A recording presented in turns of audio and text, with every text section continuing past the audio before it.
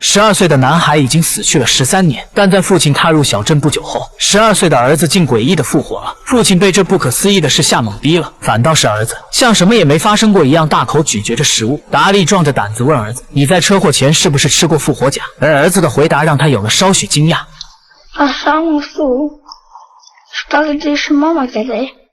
他不仅能准确地记得那天早上吃的是什么，还知道宠物的名字和只有家人才知道的小秘密。原来他的记忆只停留在了车祸前，可身为科研工作者的他，怎么可能会相信这些灵异事件？他为儿子粗略检查了身体，以防万一，还尝试了滴血验亲。晚上，儿子问出了一个所有小孩子都渴望的问题，就是自己可不可以不去上学，并说出了逃避上学的大胆设想。